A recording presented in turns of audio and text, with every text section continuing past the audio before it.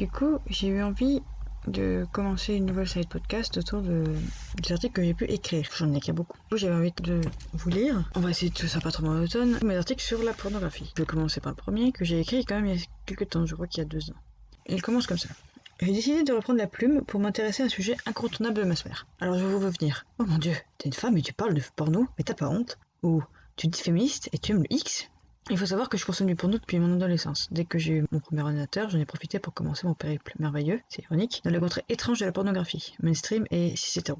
Petite pause pour du lexique. Cis, c'est un raccourci qui signifie cisgenre et qui désigne une personne dont le genre ressenti correspond au sexe assigné à sa naissance. Depuis quelques temps, j'ai commencé une réflexion sur la pornographie qui est partie de la question suivante. Comment on peut apprécier le porno quand on se considère comme féministe?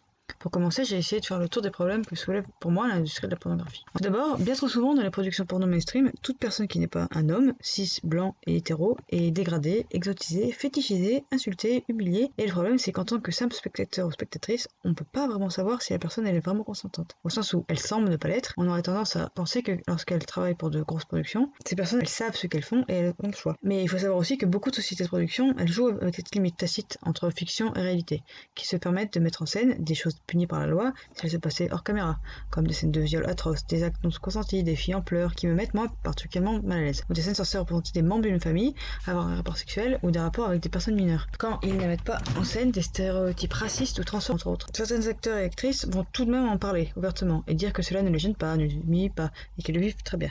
Malheureusement, on n'a encore aujourd'hui aucune idée de la proportion des performeurs et performeuses qui ne sont pas gênées qu'elles soient humiliées à l'écran et celles qu'ils sont. Je me rappelle toujours ce reportage que Brut avait fait, il me semble, sur des femmes qui avaient travaillé avec Jackie Michel, qui est pour moi vraiment l'égérie même de tout ce qui ne va pas dans le porno mainstream. Des femmes qui disent qu'on les forçait des pratiques qu'elles avaient pourtant refusées, qui dénoncent des conditions de tournage atroces, ou encore le fait qu'il est quasiment impossible pour elles de faire supprimer leurs vidéos une fois qu'elles ont été publiées. Je peux vous citer juste un petit chiffre au hasard, 40% de la production de porno disponible sur internet montre des actes violents envers les femmes de quelque façon que ce soit. Et puis globalement, l'image de la sexualité transmise dans le porno mainstream, elle est pas très reluisante.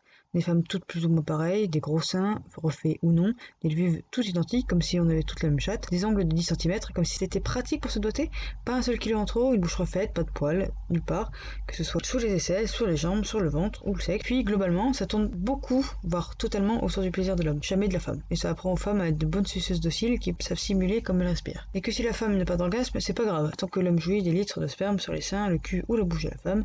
On passera aussi sur le fait que le porno définit une forme de vérité qui n'existe pas dans la réalité, et ce n'est pas la quantité de sperme qui en fait la qualité, et l'amalgame jouissance-orgasme est tout à fait nocif. Et même dans le porno amateur, ce sont toujours les mêmes pratiques, invariablement, même si elles essaient de miser sur la fille next door, qui rendrait les scènes moins factices et plus proches du réel, ça reste une industrie qui doit faire du chiffre.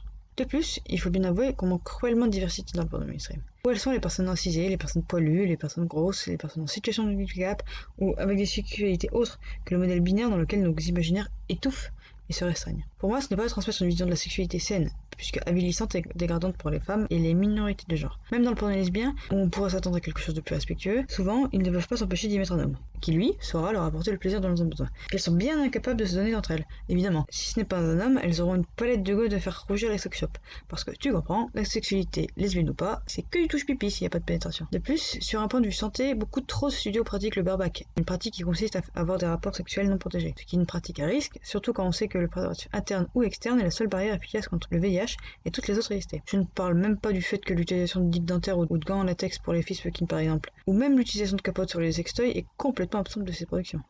Dans la plupart des films porno, les personnes trans sont transformées en bêtes de foire.